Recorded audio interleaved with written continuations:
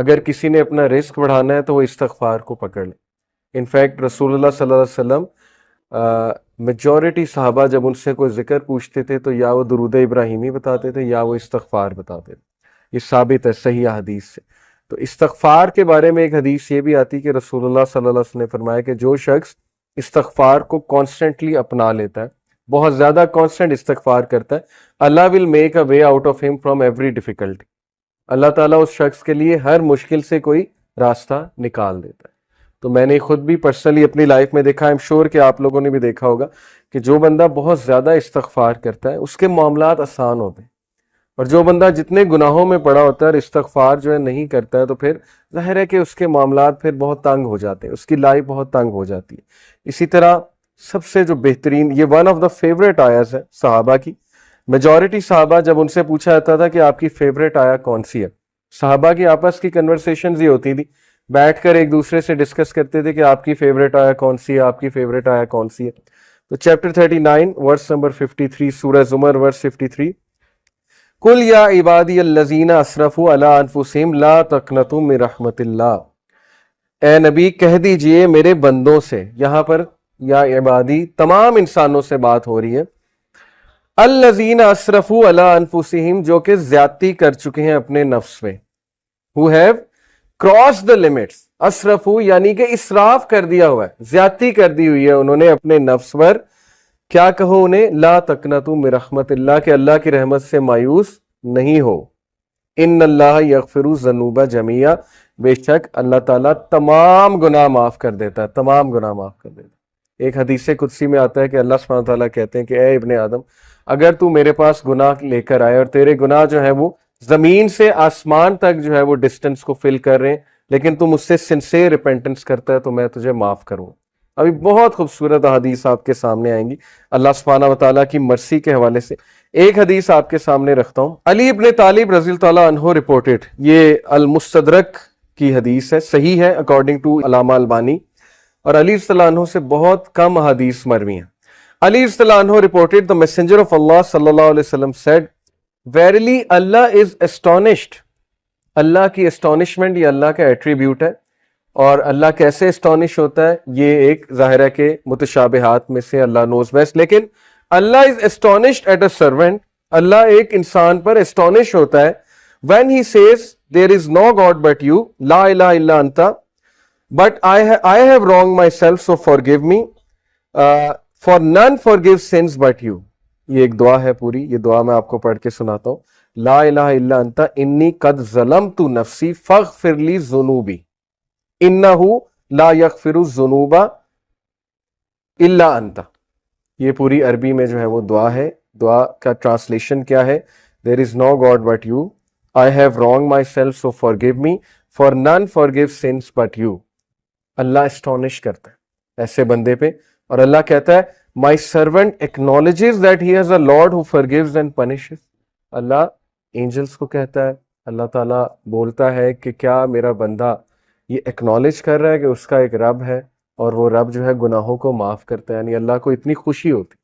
اسی سے ریلیٹڈ ایک اور حدیث ہے کہ جب ایک گناہ گاری, صحیح بخاری کی حدیث ہے, جب ایک گناہ گار شخص اللہ سے گناہوں کی معافی مانگتا ہے تو اللہ کو اس طرح کی خوشی ہوتی ہے جیسے ایک انسان جس کا کیمل ڈیزرٹ میں لاسٹ ہو گیا تھا اور وہ اپنے کیمل کو ڈھونڈ رہا تھا, اور اس کیمل پہ سارا سامان تھا, اس کیمل پہ پانی بھی تھا, اس کا باقی بھی دیگر سامان تھا, اور اچانک اسے دور سے وہ کیمل چلا نظر آتا ہے تو وہ خوشی میں آپے سے باہر ہو کر جو ہے وہ یہ کہتا ہے کہ اللہ میں تیرا رب ہوں اور تو میرا بندہ ہے. یہ حدیث کے الفاظ ہیں, یعنی خوشی میں اس طرح کے الفاظ کہہ دیتا ہے. تو اللہ تعالیٰ کو اس لیول کی جو ہے وہ خوشی ہوتی جب گناہ گار بندہ اللہ سے بات کرتا ہے, جب گناہ گار بندہ اللہ سبحانہ و تعالیٰ کو پکارتا ہے. ہمیں آن دی ادر ہینڈ شیطان نے جو وصفہ ڈالا ہے کہ تیرے تو اتنے گناہ ہیں, تو اتنا گناہ گار ہے, تو اس قابل ہی نہیں کہ اللہ تک تیری بات پہنچے یا اللہ تجھے رپلائی کریں یا اللہ تیری آواز سنے. حدیث تو کمپلیٹلی اس کے برعکس کہہ رہی. حدیث تو کہہ رہی کہ گناہ گار بندہ جب توبہ کرتا ہے اس پر زیادہ خوشی ہوتی ہے اللہ تعالیٰ میں. And it perfectly make sense. میں ایک ٹیچر ہوں, آپ میں بھی شاید کوئی ٹیچر ہو. جب اچھے اسٹوڈنٹ جو ہے وہ اے لیتے رہے, اے اسٹار لیتے رہے, مجھے کوئی اتنی خوشی نہیں ہوتی, میں کوئی سرپرائز نہیں ہوتا ہوں. لیکن جب بیک بینچر اور ایک ایسا اسٹوڈنٹ جس کا ریکارڈ ہی کوئی نہیں ہے وہ اگر اچھے نمبر لے لے تو میں اسٹونش بھی ہوتا ہوں, اور ظاہر ہے کہ مجھے دگنی خوشی ہوتی ہے, شاید اس سے بھی زیادہ خوشی ہوتی ہے. تو it perfectly make sense. Okay, تو یہ اسٹانشمنٹ کے بارے میں, اللہ کی اسٹانشمنٹ یہ اللہ کا ایٹریبیوٹ ہے کہ رب اسٹانش ہوتا ہے, اور اسی لیے اللہ نے اپنے عرش پر لکھوایا نا کہ ویریلی مائی کمپیشن اوور کمس مائی wrath, بے شک میری جو نرمی ہے یا میرا جو کمپیشن ہے, میری جو محبت ہے, میری جو مرسی ہے, وہ میرے غصے پر حاوی ہے, وہ میرے غضب پر حاوی ہے. اور ایسا ہی ہے, ہم اپنی زندگی کے معاملات دیکھ لیں, اگر اللہ ہمیں ہمارے گناہوں پہ فوراً پکڑ شروع کر دے تو شاید ہم میں سے کوئی بھی زندہ نہ بچے, شاید ہم میں سے کوئی بھی جو ہے وہ اس زمین پر چل نہ سکے. لیکن کتنے چانسز دیتا ہے, کتنے چانسز دیتا ہے اللہ. آپ یہاں سے اندازہ لگا لیں کہ خالد بن ولید کو چانس دیا اللہ نے, ایک ٹائم پہ وہ دشمن ہے رسول اللہ صلی اللہ علیہ وسلم, اگلے ہی ٹائم پہ وہ ایک ایسے کمانڈر بنے کہ ان کے سیف اللہ کا لقب ان کو دیا گیا. حالانکہ ظاہر ہے ایٹ ون مومنٹ گناہ کر رہے ہیں, نبی کے خلاف تلوار نکال رہے ہیں, اس سے بڑا گناہ اور کیا ہے. بہت بڑے بڑے گناہ لوگوں سے ہو جاتے ہیں, لیکن اللہ کا دروازہ ہمیشہ کھلا ہے. اللہ کا دروازہ کبھی بند نہیں ہوتا, انسان خود دروازہ بند کرتا ہے, اللہ کبھی دروازہ بند نہیں کرتا. اوکے, سو اس کے بعد میں توبہ کی کنڈیشنز کے بارے میں آپ سب سے بات کرنا چاہوں گا. بہت ضروری ہے کہ چونکہ توبہ ایک بہترین عمل ہے, بہت بڑا عمل ہے, یہ ہمارے باپ کا عمل ہے, حضرت آدم علیہ السلام کا عمل ہے. تو اٹ از امپورٹنٹ کہ ہم جانیں کہ سنسیئر ریپینٹنس ہوتی کیا ہے. اس سے پہلے ایک اور حدیث میں آپ کو سنا دوں, سنسیئر ریپینٹنس کی انشاءاللہ بات کر رہے ہیں. سن ڈیو ٹو ڈیزائر, ڈیزائر کی وجہ سے سن اور ایروگنس کی وجہ سے سن, یہ دو مختلف چیزیں, یہ سمجھ لیں. ابو نعیم رپورٹڈ, یہ حلیت الاولیاء ایک کتاب ہے بہت زبردست, اس میں سلف کے واقعات موجود ہیں. ابو نعیم رپورٹڈ سفیان ابن عیینہ رحمہ اللہ said whoever commits a sin due to desire, جو بھی گناہ کرتا ہے خواہش کی وجہ سے, verily whoever commits a sin due to desire we should hope for his repentance, ہمیں امید ہونی چاہیے کہ اس کا گناہ معاف ہو جائے گا. کیوں؟ verily آدم علیہ السلام disobeyed due to desire and he was forgiven, کیونکہ ہمارے باپ آدم علیہ السلام نے ڈیزائر کی وجہ سے, ڈیزائر تھی نا کہ اللہ نے منع کیا ٹری سے نہیں کھانا, سیلف کنٹرول ظاہرہ لوز ہو گیا فار واٹ ایور ریزن, اور ڈیزائر کی وجہ سے جو ہے یا کیوریوسٹی کی وجہ سے ہے گناہ کر بیٹھے. تو انہوں نے کہا کہ انہوں نے سفیان ابن عیینہ نے کہ اگر کوئی شخص ڈیزائر کی وجہ سے گناہ کرتا ہے تو اس کی معافی ہے.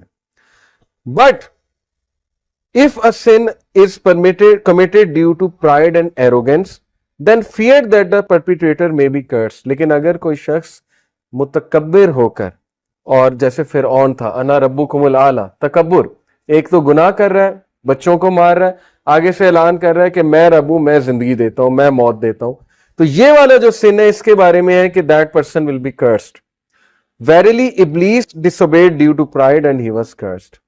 انہوں نے کہا کتنا خوبصورت کمپیریزن ہے کہ آدم علیہ السلام نے بھی گناہ کیا, لیکن وہ گناہ ڈیزائر کی وجہ سے تھا, پھسل گئے. لیکن ابلیس کا جو گناہ تھا وہ تکبر کی وجہ سے تھا, وہ پرائڈ کی وجہ سے تھا, تو وہ کرسڈ ہو گیا, اسی لیے ہم اسے رجیم کہتے ہیں. تو اگر آپ کسی کو گناہ میں مبتلا دیکھیں تو اس کو پہلی تو بات جج نہ کریں, کیونکہ وہ شخص سٹرگل کر رہا ہے. وہ کون سا پرائڈ میں کر رہا ہے؟ بہت سے ایسے گناہ ہیں, مسلمان تو پرائڈ میں نہیں کر سکتا. میں نے تو آج تک ایسا مسلمان نہیں دیکھا جو گناہ کر